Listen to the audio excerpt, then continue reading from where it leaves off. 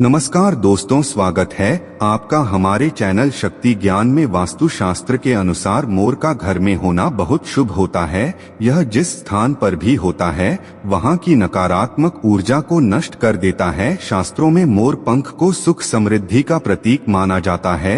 यह अत्यंत चमत्कारिक होने के साथ ही घर के वास्तु दोषों को भी कम करने में सहायक है।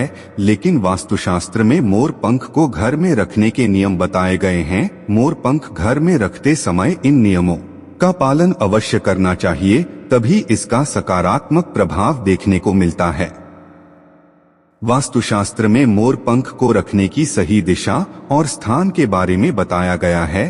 अगर आप अपने घर में मोर पंख को उसके निश्चित स्थान और दिशा में रखते हैं तो यह घर के अंदर की नकारात्मक ऊर्जा को खत्म कर देता है। मोर पंख घर में रखने के बहुत से फायदे हैं, लेकिन धन संपत्ति के आकर्षण के लिए इसका सबसे अधिक उपयोग किया जाता है। अगर आपके घर में पैसे की तंगी है, धन का खर्च अधिक होता है, घर में पैसा नहीं आता है, तो आप अपने घर पर मोर पंख जरूर लेकर आए और उसे सही दिशा में स्थापित करें। यह निश्चित ही आपके धन में वृद्धि करेगा। वास्तुशास्त्र में घर में कितने मोर पंख रखने चाहिए, इसका रहस्य भी बताया है। आइए जान लेते हैं मोर पंख से जुड़े महत्वपूर्ण वास्तु नियम। दोस्तों, सबसे पहले हम जानते हैं मोर पंख के धार्मिक महत्व के बारे में। हमारे प्राचीन शास्त्रों में मोर पंख को इतना महत्व क्यों दिया जाता है? दोस्तों, हमारे प्राचीन पुराणों में मोर पंख को एक चमत्कारिक यंत्र माना गया है। इसका प्रयोग कई प्रकार की तांत्रिक क्रियाओं में भी किया जाता आ रहा है। तंत्र साधनाओं में इसका प्रयोग करके सम्मोहन, शत्रुनाश तथा बुरी शक्तियों को नष्ट किया जाता था। इसके अलावा ज्योतिष विद्या में भी मोर पंख का प्रयोग किया जाता है। ज्योतिष शास्त्र में मोर पंख से जुड़े उपाय भी बताए गए हैं। आयुर्वेद आदि ग्रंथों में विविध व्याधियों तथा रोगों को नष्ट करने में भी मोर पंख सहायक होता है। मोर पंख घर से बुरी शक्तियों को दूर तो रखता ही है, साथ सर्प आदि विषैले जानवर मोर पंख के भय से घर में प्रवेश नहीं करते हैं। इसीलिए वन में निवास करने वाले लोग इसे अपने घर के पास रखते थे। मोर से जुड़ी पुराणों में कई कथाएं लिखी हुई है।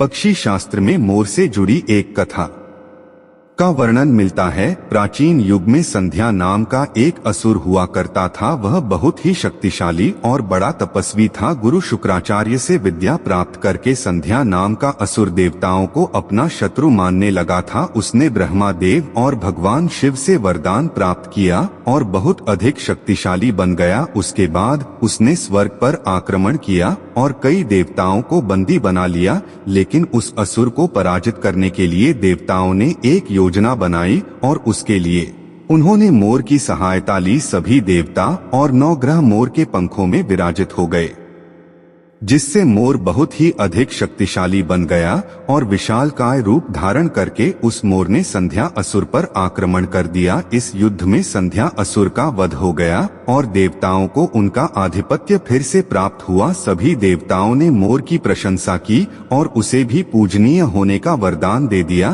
तभी से मोर को बहुत ही पवित्र माना जाता है।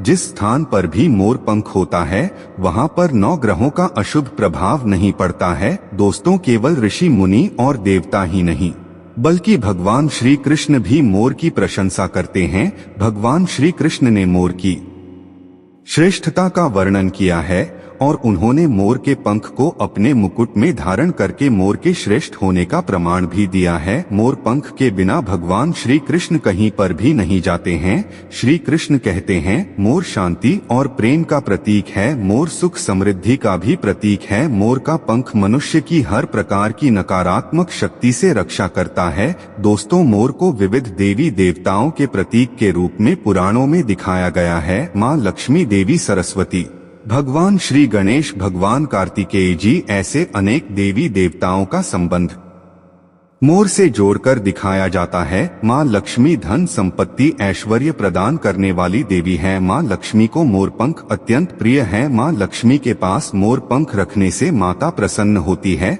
माता सरस्वती का वाहन मोर है, इसीलिए विद्यार्थियों को अपने पास मोर पंख अवश्य रखना चाहिए। यदि आप घर में बांसुरी में मोर पंख डालकर अपने घर में रखते हैं तो इससे परिवार में सुख शांति का वातावरण निर्माण होता है। दोस्तों, हमारा घर एक मंदिर की तरह होता है।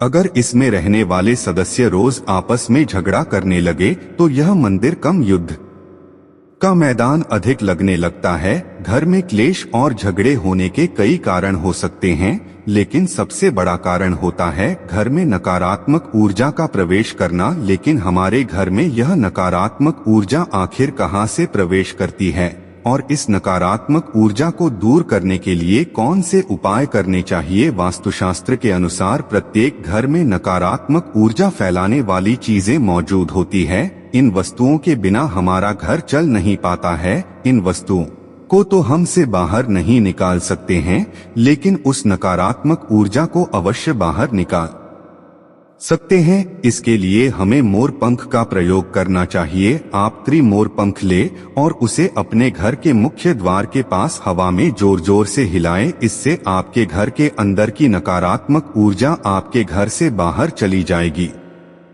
अगर आप रोज सुबह ऐसा करते हैं तो आपके घर के अंदर की संपूर्ण नकारात्मक ऊर्जा धीरे धीरे समाप्त हो जाएगी और आपके घर में सकारात्मक वातावरण का निर्माण होगा। इसी बात को ध्यान रखते हुए आज हम आपको बताएंगे कि घर में वह कौन सी 3 जगह है जहां पर आपको मोर पंख जरूर रखना चाहिए, और इन जगहों पर अगर आप मोर पंख रख देते हैं तो आपके घर में भी सबसे अधिक सकारात्मक ऊर्जा बनी रहेगी। सबसे पहली बात, घर से नकारात्मक ऊर्जा को दूर करने के लिए अगर घर में नकारात्मक ऊर्जा है और परिवार के सदस्यों की तरक्की में अड़चन निर्माण हो रही है तो आप अपने मुख्य द्वार के ऊपर गणेश जी की प्रतिमा रखें और प्रतिमा की दोनों ओर मोर पंख अवश्य रखें। इससे आपके घर में किसी भी प्रकार की नकारात्मक ऊर्जा प्रवेश नहीं कर पाएगी। यदि आपका मुख्य द्वार वास्तुशास्त्र के नियमों के विरुद्ध है तो आप मुख्य द्वार पर मोर पंख अवश्य रखें। इससे वास्तु दोष समाप्त हो जाएंगे। दूसरी बात, ग्रहों के दुष्प्रभाव से बचने के लिए अगर घर के सदस्यों पर ग्रहों का दुष्प्रभाव है अथवा ग्रहों की स्थिति खराब चल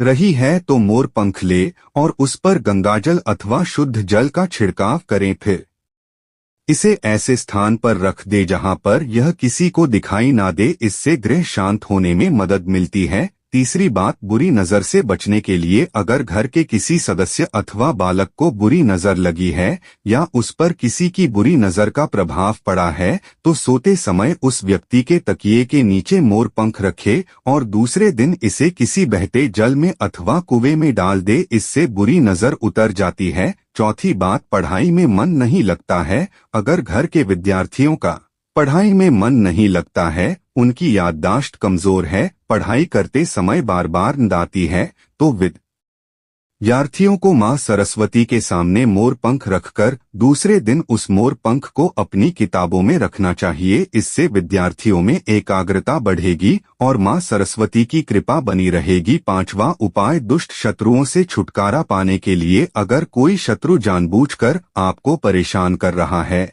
और बार बार आपको नुकसान पहुंचाने का प्रयास करता है तो मंगलवार के दिन हनुमान जी की मस्तक का सिंदूर मोर पंख पर लगाएं और सुबह के समय बिना नहाए ही इसे बहते हुए जल प्रवाह में अथवा कुएं में डाल दे। इससे शत्रुओं से छुटकारा मिलता है। छठी बात, मनवांछित फल प्राप्ति के लिए अगर मन की कोई इच्छा अधूरी है, कई दिनों तक कोशिश करने के पश्चात भी मनवांछित फल प्राप्त नहीं होता है, कार्यों में बार बार रुकावट आ रही है, तो आप राधा कृष्ण के मंदिर में जाकर भगवान श्री कृष्ण को मोर पंख चढ़ाएं अथवा घर में ही श्री कृष्ण की मूर्ति पर मोर पंख लगाएं और अपनी इच्छा उनके सामने प्रकट करें। 7वीं बात, अगर पति पत्नी के बीच तनाव हो, अगर घर के अंदर क्लेश है, पति पत्नी के बीच बार बार झगड़े होते हैं, आपसी प्रेम कम होने लगा है, तो उनके बेडरूम में दक्षिण पूर्व की दिशा में मोर पंख रख देना चाहिए। इससे दोनों के बीच में प्रेम बढ़ेगा और आपसी मनमुटाव कम होगा। 8वां उपाय धन में वृद्धि के लिए। अगर धन की कमी है, अचानक धन खर्च हो जाता है, तो घर में तिजोरी अवश्य बनाएं। तिजोरी रखते समय ध्यान रहे तिजोरी को पश्चिम की दीवार पर सटाकर रखें और उसका मुख पूर्व दिशा की ओर हो। इससे देवराज की कृपा दृष्टि बनी रहेगी। साथ ही मां लक्ष्मी की पूजा में मोर पंख रखकर उसे तिजोरी में रखें। इससे घर में सुख समृद्धि आती है और धन की कमी महसूस नहीं होती है। यदि धन की समस्या आ रही है तो घर के अग्नि कोण में अर्थात दक्षिण पूर्व दिशा में अपनी कमर से ऊपर कंधे की मूंछ पर 2 मोर पंख शुक्ल पक्ष में लगाएं। जल्दी ही धन प्राप्ति के नए अवसर प्राप्त होने लगेंगे। 9वां उपाय आप किसी भी शुभ दिन मोर का एक पंख लेकर घर के किसी ऐसे स्थान पर रखें जहां पर आने जाने वाले लोगों की नजर सबसे ज्यादा पड़ती है। असल में मोर का पंख नकारात्मक ऊर्जा को अवशोषित करता है, इसलिए आपको इसको ऐसे स्थान पर लगाना चाहिए जहां यह सभी को नजर आए। मोर के पंख का यह उपाय न सिर्फ आपको बल्कि आपके घर के सदस्यों के जीवन में भी सुख और समृद्धि जरूर लेकर आएगा। तो दोस्तों, उम्मीद है आपको यह जानकारी अच्छी लगी होगी।